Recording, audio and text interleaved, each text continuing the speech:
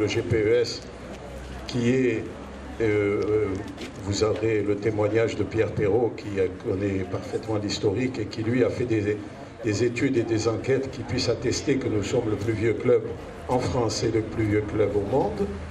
Je me suis attaché, et mes prédécesseurs aussi, à toujours conserver cette notion de bénévolat. Il n'y a pas, nous sommes une association loi 1901, personne n'est rémunéré, tout le monde travaille bénévolement et le travail est parfois assez difficile au niveau du secrétariat, au niveau de la gestion des finances. Depuis 1941, ce n'est pas un rien. Moi à l'époque j'étais en culotte courte, mais beaucoup d'entre vous n'étaient pas encore nés. 1941, 70 ans. Et alors quand on voit le parcours depuis cette époque-là, c'est quelque chose de faramineux. Et là, ce que je voudrais le dire, non pas en tant que premier adjoint, mais en tant que président délégué de la station nautique municipale de La Ciotat. Je suis très heureux, très fier de compter votre club au sein de notre base. C'est formidable. Hubert, voilà un monsieur qui ne vieillira jamais. Jamais, pourquoi? Certainement que bon nombre comme moi, vous avez tous les bouquins, il y en a épais comme ça, avec bien sûr le commandant Cousteau. Et on voit notre Hubert, jeune comme il est toujours, jeune en pleine forme, Et vous savez notre grand regret, rappelez-vous pour les, je dirais pas les plus anciens, mais il y a quelques années, nous avons failli avoir la Calypso ici en remise en état, vous vous rappelez de cela? On s'est battu pour cela et ça n'a pas marché pour différentes raisons, sinon le Calypso aurait été là. Pour moi, aujourd'hui, un honneur et un bonheur que d'évoquer le GPES. Le GPES, en 1941, j'avais 14 ans. Et cette aventure a continué pour moi quand, en 1952, le commandant Cousteau est venu à Marseille pour entreprendre les premières fouilles archéologiques en scaphandre autonome. Il n'avait pas de très grands moyens à l'époque et il a demandé à des plongeurs bénévoles de venir l'aider. C'est ce que j'ai fait. Alors dans ce film, il a raconté tout ça. D'une part, il continue à montrer que la mer était belle, qu'elle était grande, mais qu'elle était fragile et qu'il fallait penser à elle et surtout penser à l'avenir de nos enfants en arrêtant de polluer la mer et surtout de surpêcher. Et la mer m'a tellement apporté que j'ai décidé jusqu'à la fin de mes jours, tant que je ne pourrai pas lever, je fais des films avec des amis, des associations pour prévenir pour l'avenir et surtout pour penser à l'avenir de nos enfants. C'est pour ça que je me bats depuis longtemps pour la création de réserves marines. Je pense qu'en créant ces réserves marines, nous pensons à nos enfants. Et ça marche tellement bien. Vous connaissez tous Port-Cros.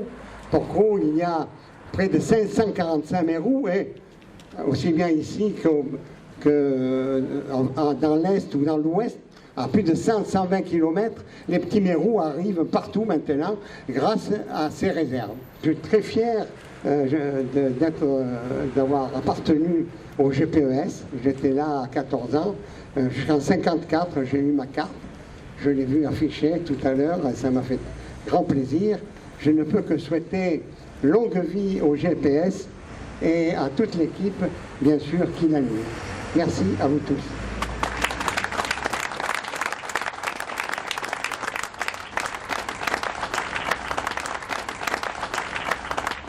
Moi, j'ai commencé donc la chasse sous-marine, j'avais 16 ans. J'ai pris ma première licence en 1956. Moi, j'ai fait mon baptême de plongée à Cassis avec le père Bochat, donc Paul Bochat, avec le narguilé au bout de la jetée du port de Cassis. Et ça m'a tellement plu qu'il m'a dit, moi, je ne peux te faire avoir des scaphandres, si tu veux, je t'aiderai au GPES à monter le club. Je m'occupais des bateaux, d'installer un peu le bateau comme capitaine du port. Et il m'a dit, ben voilà, on vient plonger tous les dimanches. C'est là qu'en 1960, on a décidé avec Pierre le salarié de monter le GPES à La Ciotat. On a été jusqu'à 1200 membres quand Perrault a été président. Il peut le dire, il est là si vous voulez. Je peux vous dire que j'ai fait plonger quand même 18 ans Après, j'étais malade, donc je suis diabétique. Je ne me cache pas de le dire, je ne plonge plus. Je n'ai pas comme mon ami Bébert, là, que lui, c'était un monstre, la mer. Monde comme lui, il n'y en a pas deux. Ça, je peux vous le dire. Je remercie tous les anciens qui m'ont connu, tous les anciens que j'ai fait plonger à la Ciotat. Eh bien, ça me fait plaisir. Aujourd'hui, c'est mon plus grand jour de ma vie que j'ai au moins cette satisfaction de voir que des jeunes qui ont commencé à 14 ans, parce que c'était à 14 ans à l'époque, maintenant c'est plus jeune, et ça m'a fait plaisir aujourd'hui de voir tout ce monde. Je n'aurais jamais cru qu'il y ait autant de monde. Vraiment, merci, merci à tous, et merci au GPES, bonne continuation.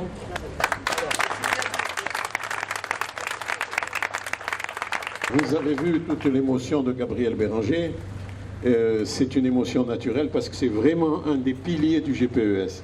Un des plus gros piliers, je ne parle pas de son tour de taille, mais de ce qu'il a apporté au niveau technique. C'est un monsieur qui peut se vanter d'avoir sauvé des vies. Alors, merci.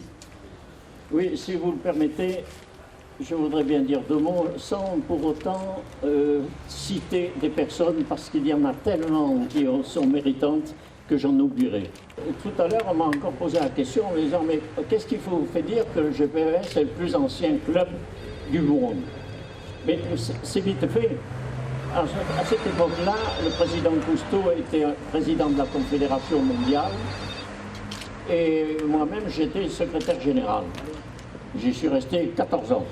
J'ai fait une enquête et cette enquête a montré que le club existant, c'était bien le GPES. Je reconnais que je ne suis pas chasseur sous-marin. On me dit, mais tu n'es pas chasseur et tu les défends. Je vais vous dire pourquoi je les défends. Je les défendrai avec énergie, même à l'heure actuelle.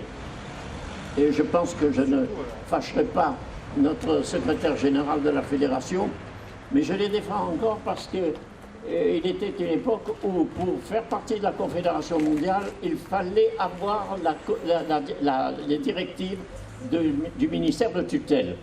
Si on avait supprimé la pêche sous-marine, comme ils l'ont fait maintenant, qu'est-ce qu'il se fait? Eh bien, il se fait une pléthore de centres de chasseurs sous-marins qui n'ont aucune discipline, qui n'ont aucune loi, qui n'ont aucun règlement et qui font des carnages. Le deuxième point qui me fait défendre les chasseurs. Les chasseurs, en définitive, ce sont nos parents. Ce sont des chasseurs qui ont fait la fédération. Ce sont des chasseurs qui ont fait le GPES. Jusqu'à une époque qui n'est pas si lointaine que ça, c'était les plongeurs venaient avec on appelait ça des instructeurs du GPES. Ça, vous n'en parlez pas, et je crois que c'est très important. Maintenant, il est incontestable qu'il fait très chaud, que vous avez beaucoup de patience pour m'écouter, mais j'ai beaucoup de choses aussi à raconter. Voilà, je vous remercie. Merci beaucoup, M. Perrault. Nourrit l'histoire avec un grand H. Et on peut dire que le GPES a fait partie de cette création de l'histoire de la plongée, comme le soulignaient plusieurs orateurs, Pierre en particulier. Le GPES est le plus ancien club de France, ça c'est certain. Probablement au niveau du monde, pour la bonne raison, c'est que la plongée est née sur le littoral méditerranéen. Donc de ce fait, cette certitude, on peut l'affirmer. La fédération a été créée par 7 clubs, et un des clubs fondateurs de la fédération, c'est donc le GPES, en 1948. Alors en 1948, ce n'était pas le nom que vous connaissez à l'heure actuelle, c'était à l'époque une fédération de pêche à la nage. Vous avez entendu Gaby Béranger utiliser ce mot de pêche à la nage, et d'études sous-marines, parce que depuis le début, les statuts de la fédération et les statuts de votre club, du GPES, sont basés sur des notions d'éthique sportive et d'éthique artistique aussi et culturelle. 7 ans plus tard, en 1955, que la fédération changea d'appellation et prit l'appellation définitive que vous connaissez, de Fédération française d'études et de sports sous-marins. Dans l'évolution de la fédération, il y a des grands noms, et il y a des grands noms qui se trouvent attachés au GPES, en particulier Pierre Perrault. Pierre Perrault qui a été président de la fédération, président du GPES, président de la fédération, et qui est président de la Confédération mondiale des activités subaquatiques. Je crois que c'est important parce que vous avez un club qui a une étage importance régionale, importance nationale et importance internationale. Et je crois que c'est important pour l'avenir de votre club, parce qu'on peut espérer qu'il restera pour toujours celui qui est le plus ancien en activité. Je vais laisser la place aux autres personnes. Je crois que continuez à faire ce que vous faites. Dans 70 ans, il y aura d'autres personnes qui vous représenteront ici, d'autres personnes qui représenteront la fédération et qui seront là pour parler de vos 140 ans. Merci à tous et à toutes. Messieurs, dames, bonjour.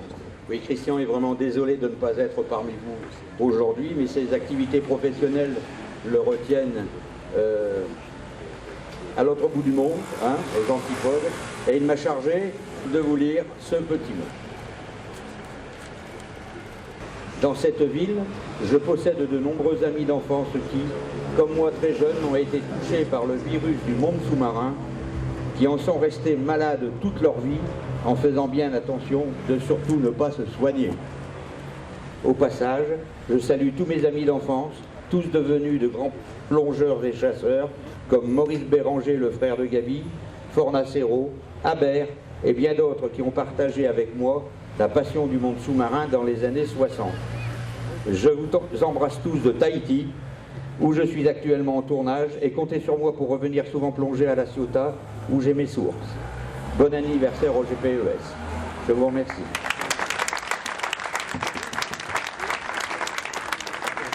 Pour marquer la ville de La Ciotat de ce 70e anniversaire, d'acquérir un défibrillateur semi-automatique, un défibrillateur cardiaque, et donc de le remettre officiellement à M. Guy Passlav, qui va nous rejoindre, s'il vous plaît, sur l'estrade. On souhaite que ce défibrillateur cardiaque soit installé dans la base nautique. Après, M. Passlav, bien sûr, en aura toute la gestion de par sa responsabilité. Mais voilà le souhait du GPES. Au nom du GPES et donc de la société Philips, M. Passlav, on vous remet ce défibrillateur cardiaque. Je vous remercie au nom de la municipalité, de Monsieur le maire, et aussi au nom de la base nautique. Nous allons bien sûr mettre ça là où il le faut, c'est-à-dire à portée de tout le monde. Nos amis de la base nautique qui sont là-bas, ils se feront un plaisir de mettre une petite plaque en dessous pour spécifier le jour de votre bonté. Encore une fois, merci d'avoir honoré tout le monde, et merci de ce que vous avez fait, de ce que vous continuez à faire. Merci. Donc pour conclure, il y a un petit apéritif qui va vous être offert. En attendant, je vais demander aux officiels ou aux gens qui veulent d'abord la photo de famille.